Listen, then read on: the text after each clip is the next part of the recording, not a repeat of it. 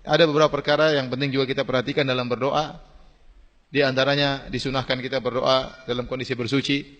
Disunahkan kita berdoa, tidak harus, tidak bersuci tidak mengapa. Tapi kalau bisa bersuci lebih baik. Ya. Kemudian disunahkan kita berdoa menghadap kiblat. Seandainya tidak menghadap kiblat juga tidak mengapa. Tapi dianjurkan menghadap apa? Kiblat.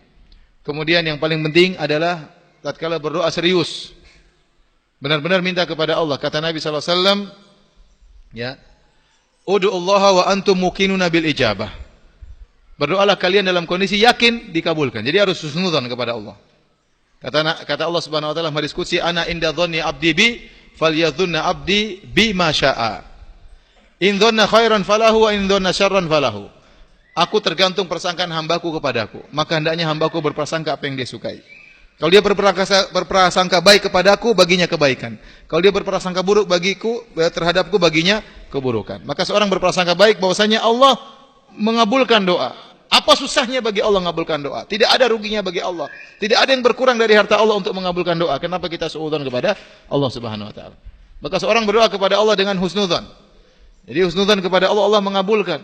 Allah telah menciptakan kita dari tidak ada menjadi ada. Allah telah banyak mengabulkan doa-doa kita sebelumnya pernah kita minta dikabulkan. Kenapa saat ini Allah tidak kabulkan? Ada apa gerangan? Maka kita husnudzan kepada Allah Subhanahu wa taala. Semakin kuat husnudzan kita, perprasangkaan baik kita kepada Allah, semakin mudah dikabulkan doa kita. Kemudian yang berikutnya, wa'lamu annallaha la yastajibu du'aan min qalbin ghafilin lahin. Kata Nabi, ketahuilah bahwasanya Allah tidak akan mengabulkan doa dari orang yang hatinya lalai.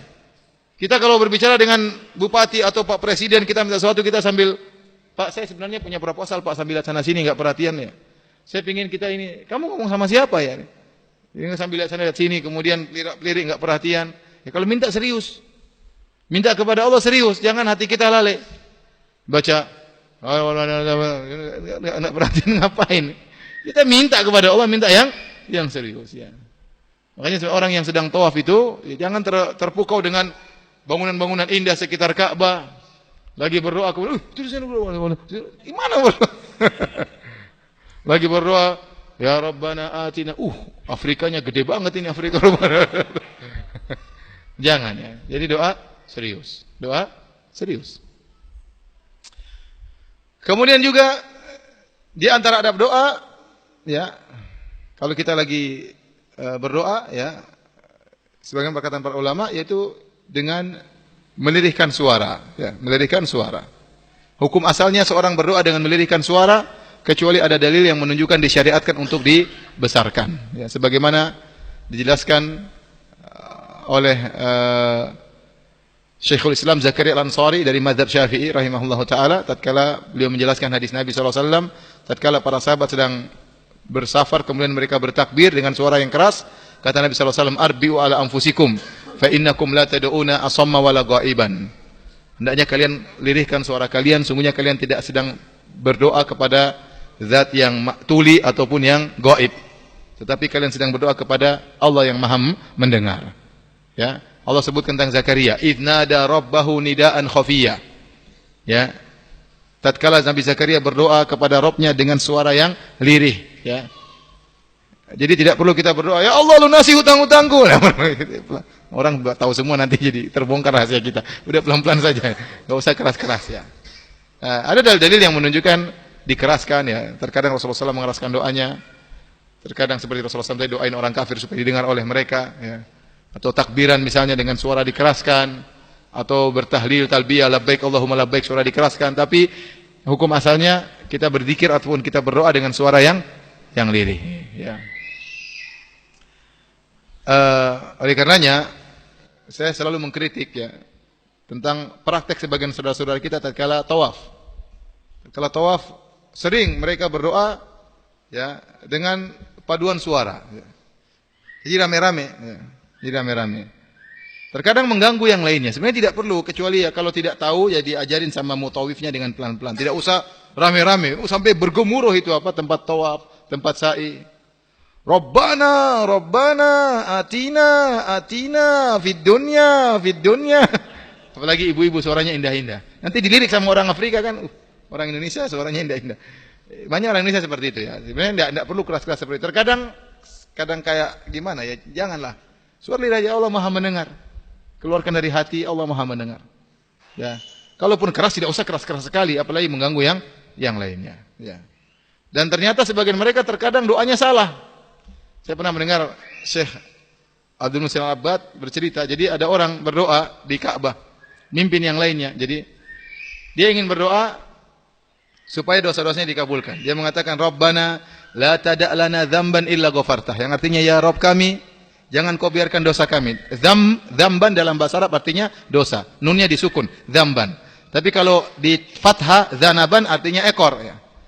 Dia salah baca. Harusnya dia baca, Rabbana la tada' lana dzamban illa ghafartah. Ya Allah, jangan kau biarkan dosa kami kecuali kau ampuni. Tapi dia salah baca, Rabbana la tada' lana dzanaban.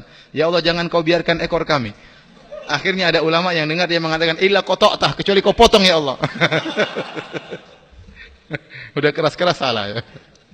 Saya pernah dengar juga ada seorang dosen dari Saudi juga, dari Bisha atau dari mana? Dari Abha. Cerita, pernah suatu hari ada temannya tawaf, kemudian ada orang-orang sedang tawaf rame-rame entah dari India, Pakistan atau Bangladesh, kemudian berzikir dengan keras. Jadi zikirnya aneh, ya. Innallah, yang lain ikut. Innallah hamuhi tumbilka firin. Bingung ini ngapain ini, ulangi. Innallah hamuhi tumbilka firin. Bahasa Arab bingung. Ternyata maksudnya innallaha muhitun bil kafirin. Tapi potongannya keliru. Innallah hamuhi tumbilka firin. Jadi maksud saya sudah keras-keras kemudian salah lagi. Maksud saya kalau berdoa tidak usah keras-keras. Ya, kita lebih ikhlas antara kita dengan Allah. Ya, kalau kita pun menangis antara kita dengan Allah Subhanahu wa taala. Tidak usah pamer-pamer tangisan kita di hadapan orang ya. Saya tidak berbicara tentang orang lain, kita bicara tentang diri kita ya. Ya, doa yang lebih khusyuk ya, doa yang lebih ikhlas itu lebih diterima oleh Allah Subhanahu wa taala. Kemudian kalau berdoa kepada Allah harus serius, jangan ragu-ragu. Kata Rasulullah SAW, la yakulanna ahadukum Allahumma gfirli in syi'ta, Allahumma arhamni in syi'ta. Kata Nabi, jangan sekali-sekali salah seorang dari kalian kalau berdoa mengatakan, ya Allah, ampuni aku kalau kau mau ya Allah. Ya Allah, rahmati aku kalau engkau mau. Jangan, liya'zam ahadukum mas'alah. Hendaknya salah seorang serius waktu berdoa. Fa inna Allah la mukriha lahu. Tidak ada yang memaksa Allah, tidak ada yang Allah merasa berat, tidak ada berat bagi Allah. Kalau Allah ampuni kamu, apa susahnya bagi Allah? Kamu dosanya sebanyak apapun. Kalau kau ragu-ragu, ya Allah, kalau maafkan ya Alhamdulillah, kalau enggak apa-apa. Jangan begitu. Berdoa minta serius kepada Allah. Allah menangis, ya Allah ampuni aku. Jadi kalau minta harus apa? Serius. Tidak ada yang bisa maksa Allah. Tidak ada yang berat bagi Allah Subhanahu wa taala. Jadi kalau minta serius. Makanya saya sering tegur kalau kita doain orang jangan bilang insyaallah. Ya, selamat insyaallah. Ya, jangan bilang insyaallah.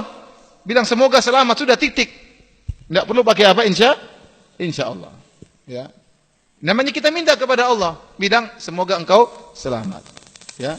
Makanya doa-doa Nabi tidak mengatakan rafaqatkumus salam misalnya, doa apa yang insyaallah enggak ada ya. Jadi kita minta saja kepada Allah Subhanahu wa taala ya. Makanya para ulama tatkala mengatakan tahur insyaallah ya, tahur insyaallah ya, semoga penyakitmu menghilangkan dosa-dosamu, ada yang mengatakan ini untuk penekanan tahqiq ya, bukan untuk keraguan, tetapi menekankan bahwasanya dosa-dosamu pasti diampuni oleh Allah Subhanahu wa taala dengan sakit yang kau alami. Jadi kalau kita berdoa tidak usah kita bilang insyaallah, kita berdoa kepada Allah secara langsung. Ya, ini di antara adab-adab doa yang harus kita perhatikan.